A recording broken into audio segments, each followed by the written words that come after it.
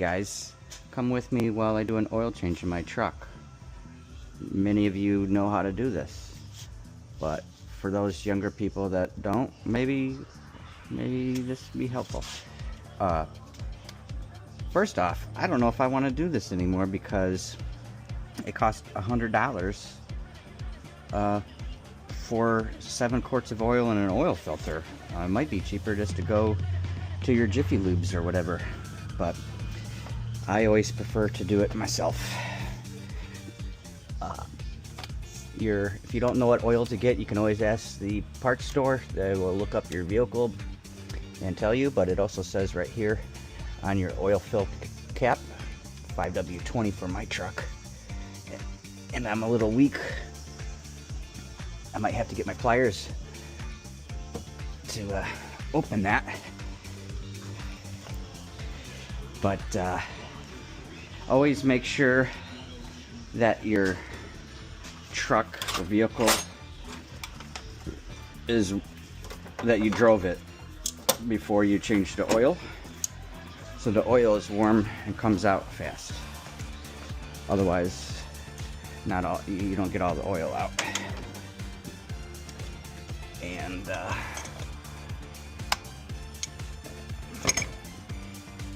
so you always want to open this up when you're draining, so it helps with the oil to drain out quicker. And then it has to be open anyway because we're going to refill that. Then get your creeper, make sure you clean it off because you probably haven't used it in a while. You'll need your oil catch bucket and a light so you can see what you're doing. Here's the oil drain plug, and I forgot my sockets are my table, and I can never remember which size, so I kind of look down and see which one has oil in it already, and I bring a couple that look like I've used it before. But I always also use gloves, and I always have some cardboard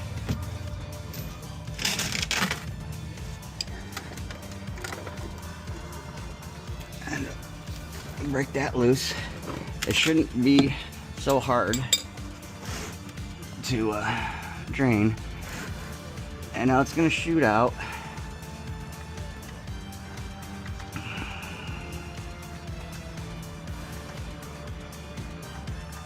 You also want to see, and then you're going to want to push this, because once the flow stops, it's going to start leaking that way. And then I just put this down, kind of look and make sure, look the oil, yeah, it's black. And then now I'm going to get new gloves.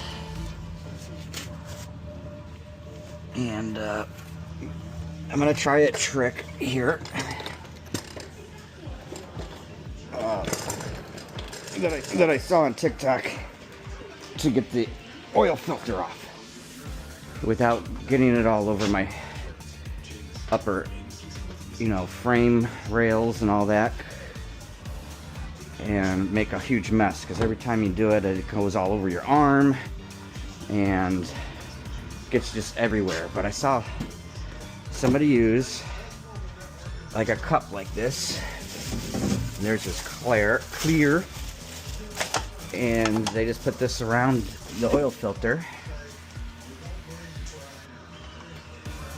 and unscrewed it, and it caught the oil. Get my oil ready to pour. Yeah, so with the WD-40, this was $100. Unbelievable. So you always want to get your oil filter, new oil filter, out when you're doing the old oil filter, because you want to make sure to use the old oil to put on the gasket of the new oil filter so it seals properly. So that's what I'm going to do, and I'll show you that.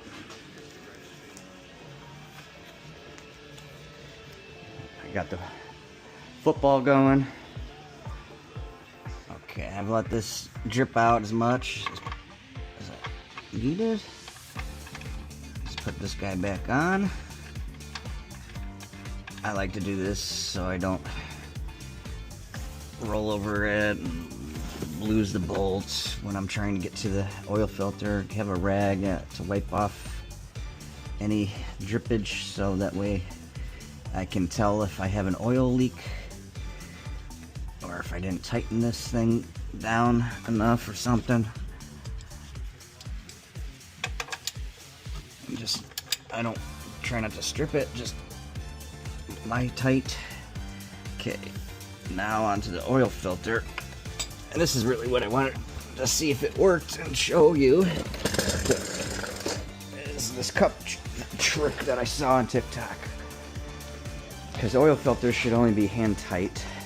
And I know that it's hand tight because I put the last one on. Oh.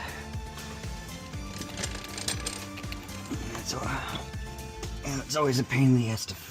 I always gotta search for this thing. Okay, see where it's at? It's that black thing right here. I don't even know if I can get a cup on it. I can barely get my hand on it. But it usually ends up leaking all over the fucking place. Hopefully I don't crack it. He used a more plasticky cup than this red Solo cup. So this Solo cup might crack on me. So we'll get that up there, see, like that. And then I usually have to come back. Maybe you can see from this angle. But there, I got it turned. It makes it easier to turn for sure. And it usually starts leaking out. And we go in slow. Hopefully it's all going in the cup.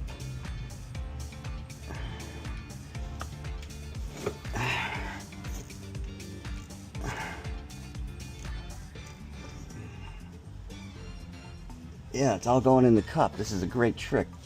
Now the problem will be is to, how do I maneuver the cup out without spilling it all over the place? I'm just letting it leak out into the cup first. I can feel the cup's getting warmer. I don't want to pull it completely out too quickly. Obviously I can't see, but it's definitely way better than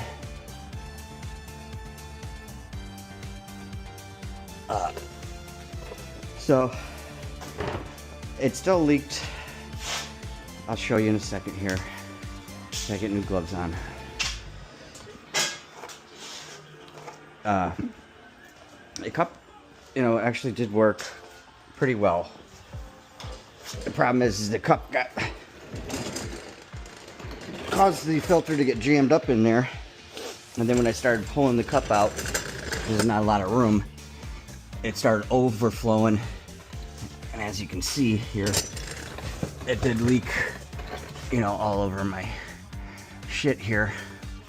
But back in the day, it would be, if I didn't use a cup, it would be all over. So I'll probably use that trick again, because it did catch a lot, and it did make it easier to grab the filter and put it on, and then twist it off.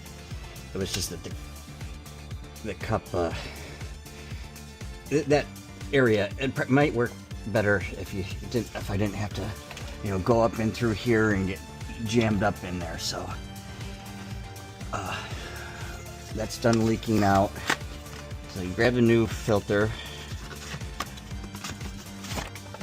and as you can see, they got a little, I don't know when they started doing this, but there's plastic over it, which is nice because now nothing's getting in there. I guess that I haven't seen. So take this little wrapper off. Now I got gloves on. Peel that off. You can see this this gasket right here. You want to grab some of the old oil and put it around that ring. This helps seal it, and the old oil is better to use than the new oil. That's what I was always taught. Okay, and then I just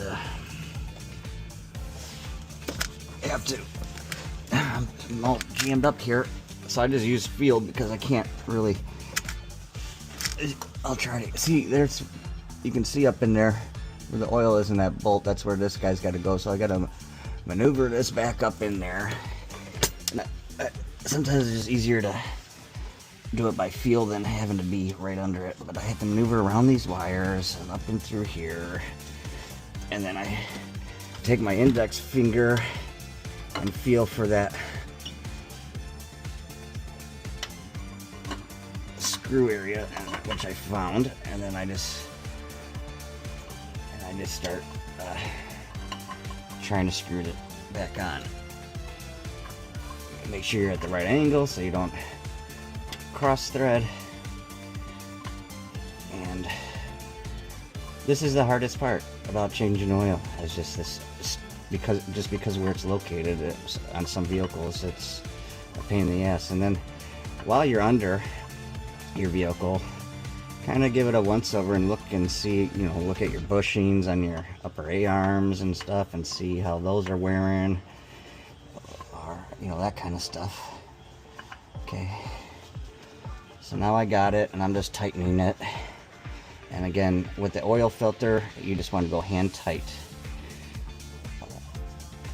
And it's kind of a long bolt deal, so it takes a while to turn it. And then I'll come in, now I got it hand tight, and then I'll just come in with my towel and wipe up the rest of this stuff, and then I'll fill her up, and I'll show you that. Just wipe all this off, because you don't want to do an oil change, put the new oil in, and then be like, you have all this oil dripping on your garage floor and thinking that you didn't tighten something or whatever, and get up in there and just wipe it all down. And you know, let's do that. Okay, feel like that's pretty good. That went well with the cup, though, I think, in my opinion.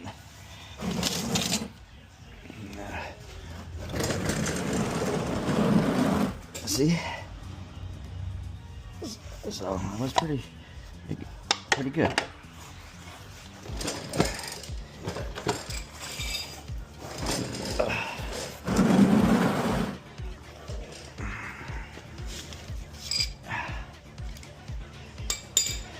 All right.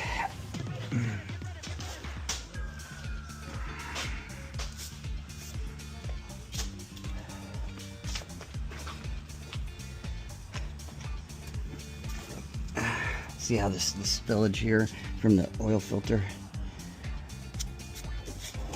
Get under it here and move this back into the center just in case if I spill anymore. Oh. Okay.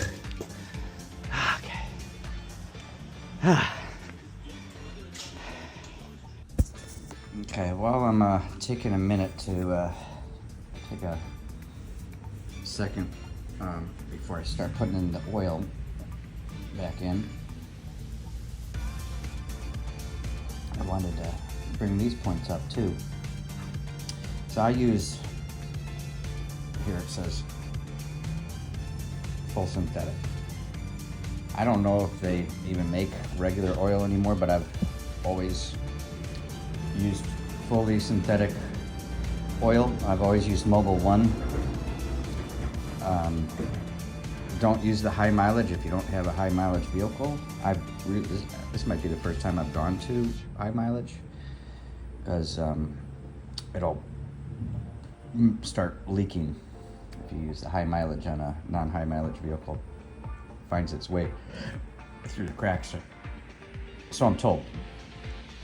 So again, 5 weight 20. I'm not going to get into that. You can Google what that means. I don't ever care or remember. That's the weight of the oil and how it breaks down and what your engine needs to work properly. So it's important you get those numbers right. If you live in a state where you get winter time and it gets below freezing, sometimes I used to, you'd put in a thicker weight or less thicker weight. I don't know. I always have to ask because I don't ever remember from oil change to oil change. But some states you might have to change that number for winter versus summer, just because of the temperature and how the oil needs to be working with your engine. Why is it important to change your oil? What does the oil do for your engine? I don't know if they teach this anymore, but it's, the oil is there for your engine.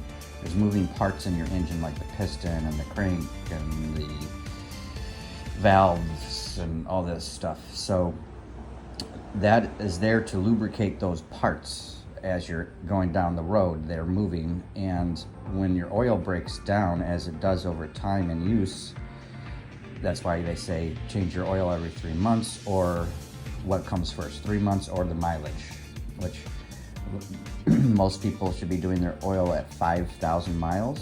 Some are 3,000. I change mine in between 6 and 7 because I'm using fully synthetic. And that's what I've always done, but I always then end up getting nervous and I just change it in between 6 and 7,000 miles. But I'm using fully synthetic. Because why they say 3 months or your mileage, because the oil does break down over time, and then it doesn't have the lubricating. It's not doing the lubricating anymore because it's broken down. The science behind it. But so if you're driving on old oil and you're not aware of that, then you'll blow your motor, and blowing the motor is like, maybe a piston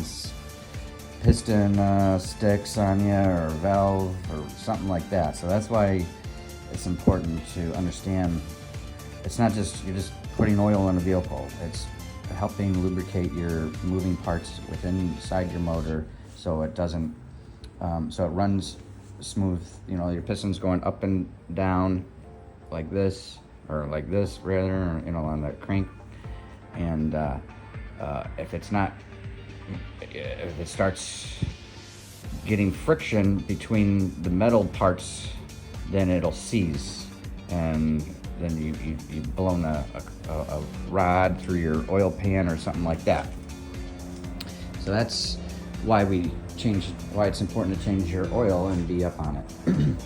Newer vehicles such as mine has a gauge in the truck that my guess is going off of miles, and it'll have, like, I can switch to it and it'll say you need to change your oil or whatever.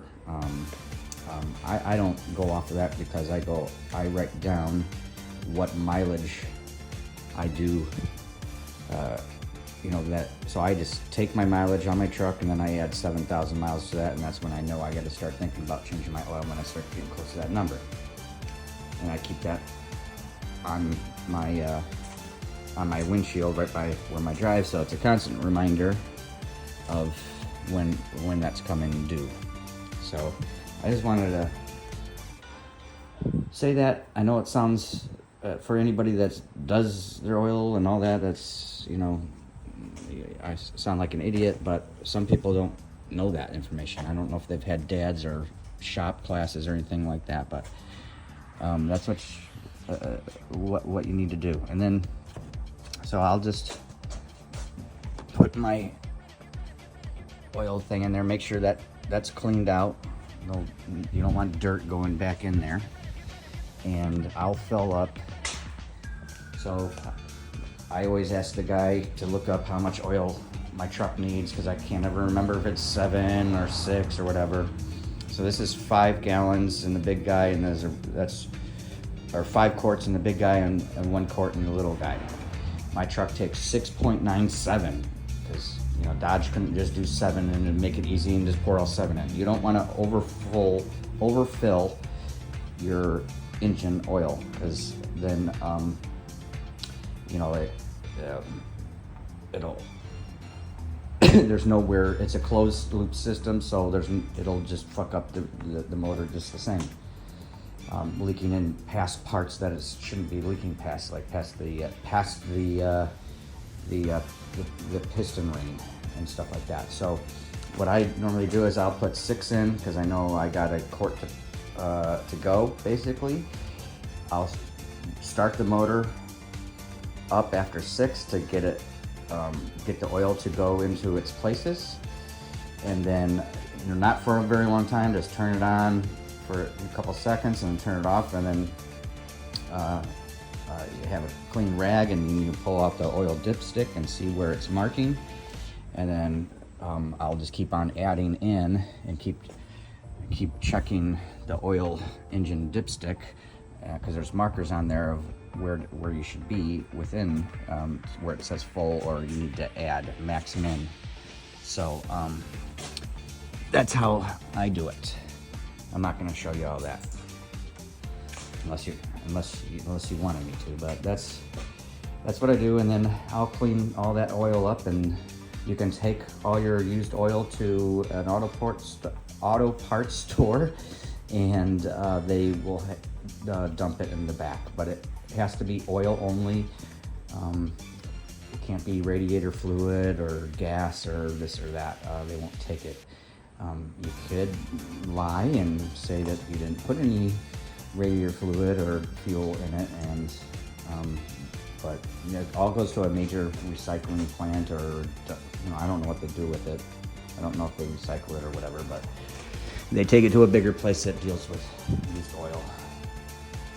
So that's what I do. So I put 6.5 quarts in. It says 6.97. I put 6.5 in, start the truck up, get the oil through where it needs to go so I can properly now check the level on the dipstick. Wipe it off, don't even look at it. Well, look at it, because if you can see how your motor's running. Look at the tip and see if it's like milky or anything, any weird stuff getting in there. Water, gas, something weird.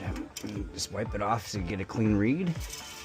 Pull it out, and you can see right here there's 2 dots, and you want to be within those 2 dots. You don't want to be over. So this is saying add. That's right at that first dot. So I'm going to put in another quarter in and then check again. Now while you have the hood up and you're checking your oil, doing your oil change, you want to, especially fall, spring, but getting prepared for winter time, you want to look at a couple things. You want to look at battery terminals. If it's got green stuff or anything like that, then you want to make sure you pull those off and clean the terminals and clean the inside of the wires so you got good connection, because you don't want to be stranded in the winter time. Also, you want to check your radiator fluid. There's signs on here. This is radiator fluid. This is windshield wiper fluid. Don't get them confused. And don't just add. There's a little checker in here to pull your radiator fluid and check. Now, it's got max up here, so you want to have enough fluid in here so that way, you know, the radiator fluid keeps your engine cooled or insulated, both heat and cold. So you check that. And then like, just look at, you know, check all, like this snapped, this zip tie snapped, so I'll probably put another one on to, because obviously they don't want this getting close and melting. But check all your connectors and look at it, see if there's any oil coming out anywhere. You know, check your air filter. I have a aftermarket performance air filter on in the box that they say you don't ever have to clean or check, but this has 100,000 miles on it. I'll probably go in and buy a new air filter and replace that out. Obviously I lost a bolt here, it must have vibrated out. The other thing I do is I rotate the tires every time I do the oil change and keep those fresh, but I'm not going to be rotating my tires this time because I got to get new rubber. My tires are getting bald and I don't want to be slipping and sliding in the winter, so the next week or so I'll be getting new rubber, so I'm not gonna change that. But that's what you do, and then you'll want to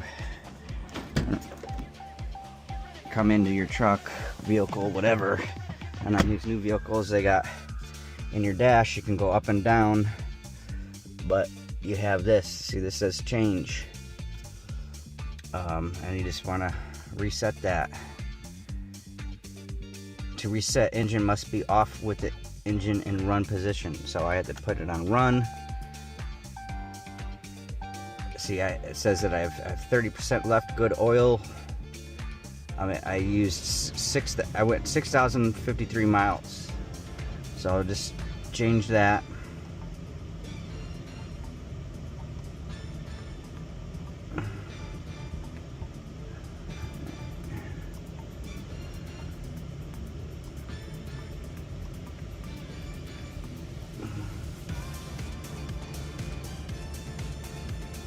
Says hold to reset. Confirm. Press that key to confirm. Let's see if I...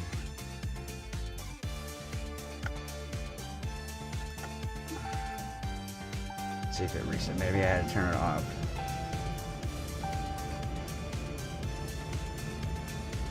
I don't know why it's not resetting. Oops.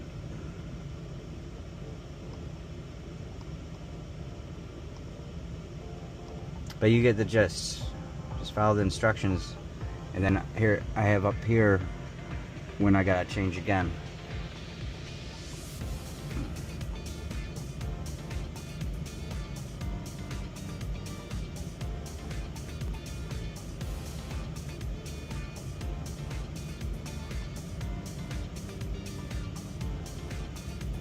Now, see, now it's reading I have 100% good oil. So those are things to do when you do maintenance on your vehicle. Or the other thing that you want to check too is your drivetrain belt. Make sure there's no cracks in there. Check your brake fluid. You don't have to open it up and look at it. Maybe there's a leak that you didn't notice, and that's low. But yeah, that's what you check. So here. See? Pretty good.